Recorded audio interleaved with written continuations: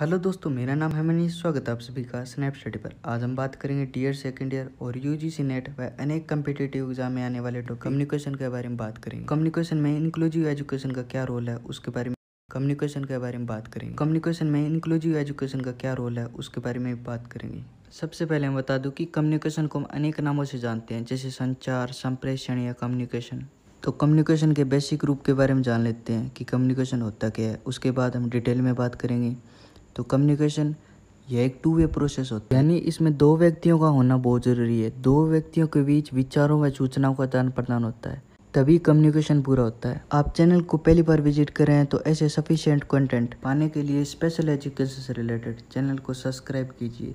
आपके एक सब्सक्राइब से ऐसे सफिशिएंट कंटेंट लाने में हमें सहायता मिलती है, इसलिए आप सब्सक्राइब जरूर करें। और डेली जीके के लिए हमारे इंस्टाग्राम से जुड़ सकते हैं। कम्युनिकेशन संचार मानवीय संबंधों का सर्वाधिक महत्वपूर्ण अंग है, यानी संचार एक मनुष्य का सर्वाधिक महत्वपूर्ण अंग माना जाता है, जिससे कि मनुष्य एक दूसरे से संबंध स्थापित कर सकें। शाब्दिक अर्थ के रूप में देखें तो संचार या संप्रेषण एक ऐसी प्रक्रिया है जिसमें दो व्यक्ति परस्पर सामान्य रूप से सूचनाओं व विचारों का आदान प्रदान करते हैं। यानी कम्युनिकेशन में दो व्यक्तियों के बीच सूचना और विचारों का आदान प्रदान होता है।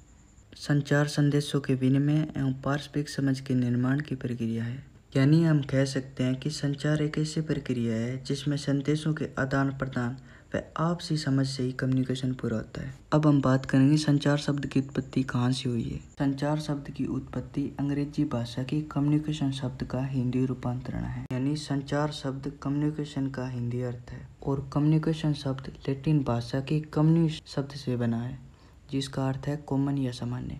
अब हम बात करें कम्युनिकेशन शब्द का सामान्य अर्थ क्या है। किसी सूचना या संदेश को एक व्यक्ति से दूसरे व्यक्ति तक पहुंचाना या संप्रेषित करना संप्रेषण कहलाता है। यानी मैं मोबाइल के माध्यम से कनेक्ट होकर आपको सूचना या ज्ञान पहुंचा रहा हूँ, यह एक प्रकार का संप्रेषण है। अब हम बात करते हैं कम्युनिकेशन की परिभाषा के बारे में।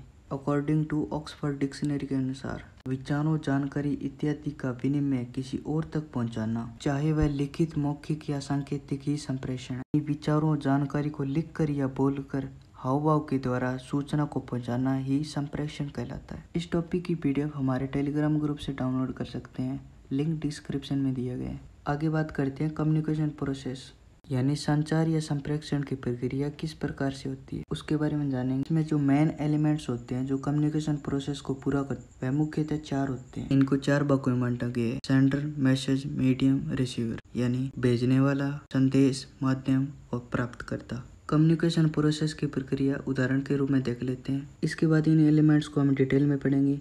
इनका कम्युनिकेशन में क्या रोल होता है उसके बारे में देखेंगे। कम्युनिकेशन प्रोसेस, जैसे कक्षा में टीचर बोर्ड पर डायग्राम बनाकर स्टूडेंट को समझा रहा है, तो टीचर सेंडर होगा और जो डायग्राम है वह मैसेज होगा, और जो ब्लैक बोर्ड यूज़ किया जा रहा है वो एक माध्यम होगा, और जो स्टूडेंट है वो रिसीवर के रूप में काम करेंगे। और जब स्टूडेंट टीचर से क्वेश्चन पूछेगा तो स्टूडेंट सेंडर बन जाएगा और टीचर है वो रिसीवर के रूप में काम करेगा।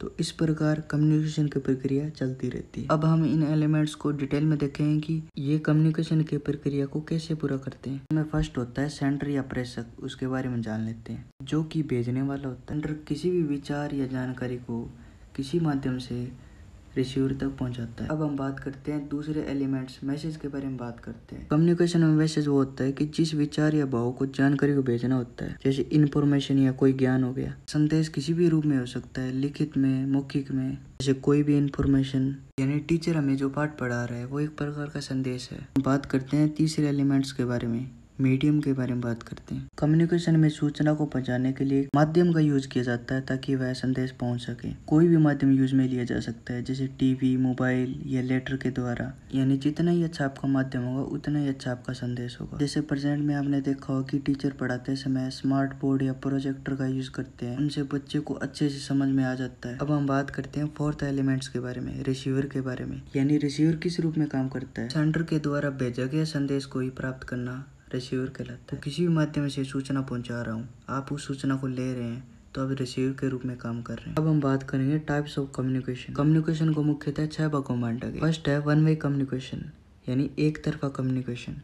सेकंड है टू वे कम्युनिकेशन, यानी अंतः व्यक्ति संप्रेषण। थर्ड है वर्बल कम्युनिकेशन, यानी शाब्दिक संप्रेषण। फोर्थ है नॉन वर्बल कम्युनिकेशन यानी अशाब्दिक संप्रेषण। 5th है फॉर्मल कम्युनिकेशन यानी औपचारिक संप्रेषण। 6 है इनफॉर्मल कम्युनिकेशन यानी अनौपचारिक संप्रेषण। यह कम्युनिकेशन किस प्रकार से होते हैं उसके बारे में बात करें। वन वे कम्युनिकेशन के बारे में जान लेते हैं यानी एक तरफा कम्युनिकेशन। इसमें क्या होता है कि एक व्यक्ति द्वारा बहुत सारे लोगों को सूचना दी जाती है या ज्ञान दिया जाता है। जैसे हम कह सकते हैं कि सेमिनार में एक व्यक्ति द्वारा बहुत सारे लोगों को ज्ञान दिया जाता है, सूचना दी जाती है। या नेता जो होते हैं वो भीड़ में खड़े होकर सूचना या संदेश देते हैं, वो बहुत सारे लोगों को दिया जाता है और उस सूचना या संदेश को लोग सुनते हैं। एक तरफा कम्युनिकेशन होता है। टू वे कम्युनिकेशन अंतर व्यक्ति संप्रेषण। इसमें क्या होता है कि इसमें दो व्यक्तियों के बीच कम्युनिकेशन होता है।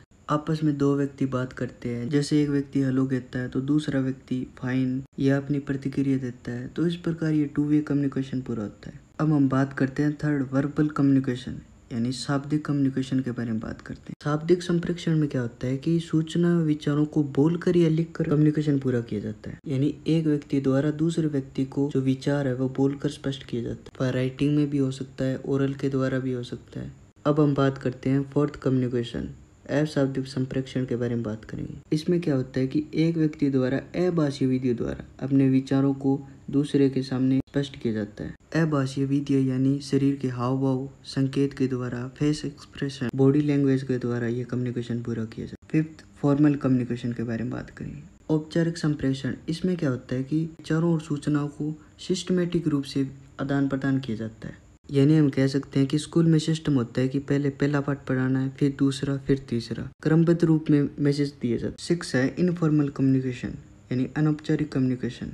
यह संप्रेषण न तो क्रमबद्ध होता है न ही प्लान के आधार पर होता है। यह संप्रेषण अचानक होता है, यानी रास्ते में कोई व्यक्ति मिल गया तो आप उससे बातचीत करने लग गए, अपने विचारों को आदान प्रदान करने लगे, यानी कम्युनिकेशन अचानक होता है, तो इसे इनफॉर्मल कम्युनिकेशन कहा जाता है। तो ये थे कम्युनिकेशन के टाइप। अब हम बात करेंगे कम्युनिकेशन इन इंक्लूसिव सेटअप समावेशी शिक्षा में संचार। जब बात समावेशन की जाती है तो कक्षा में अलग अलग क्षमता से प्रभावित छात्र हो सकते हैं। वह शिक्षक के ऊपर निर्भर रहेगा कि वह किस तरह के बच्चे को कम्युनिकेशन करना सिखाना चाहता है। यानी इंक्लूसिव स्कूल में अलग अलग क्षमताओं से प्रभावित छात्र रहते हैं। अक्षम बच्चे हो गए, HI VI वाले बच्चे हो गए। यह टीचर के ऊपर डिपेंड होता है कि वह किस तरह के बच्चों को कम्युनिकेशन करना सिखाना चाहता है, ताकि कम्युनिकेशन ज्यादा से ज्यादा बढ़े। यदि कक्षा में अच्छे चिल्ड्रन है तो उनके लिए नॉन वर्बल कम्युनिकेशन के रूप में साइन लैंग्वेज सबसे अधिक प्रभावी होगी। यानी कक्षा में हेयरिंग इम्पेयर्ड वाला बच्चा है तो उसके लिए हम साइन लैंग्वेज का यूज कर उसको संकेतों या चिन्हों के द्वारा उसका कम्युनिकेशन सरल बना सकते हैं। कक्षा में अलग अलग शिक्षण सामग्री द्वारा कम्युनिकेशन संभव बना सकते हैं। यानी इंक्लूसिव स्कूल की कक्षा में हम चित्रों, वास्तविक वस्तुओं, फोटोग्राफ के जरिए बच्चों का कम्युनिकेशन सरल बना सकते हैं। इंक्लूसिव स्कूल में साधारण बच्चा अक्षम बच्चे के साथ अच्छा संबंध बनाता है तो साधारण बच्चे का प्रयोग अक्षम बच्चे को कम्युनिकेशन सिखाने के लिए कर सकते हैं, जिससे कि अक्षम बच्चे का बिहेवियरल डेवलपमेंट हो पाएगा। अब हम बात करेंगे समावेशी शिक्षा में संचार का क्या रोल है उसके बारे में बात करेंगे। समावेशी शिक्षा में कम्युनिकेशन इसलिए महत्वपूर्ण है कि बच्चे अपनी आवश्यकता बता सके, दूसरों से बात कर सके, दूसरों को समझ सके। सबसे पहले है स्टूडेंट टू स्टूडेंट कम्युनिकेशन। इसमें क्या होता है कि समावेशी शिक्षा में नॉर्मल बच्चे का स्पेशल बच्चे के साथ और स्पेशल बच्चे का नॉर्मल बच्चे के साथ कम्युनिकेशन कराना चाहिए, ताकि वे एक दूसरे से बात कर सके,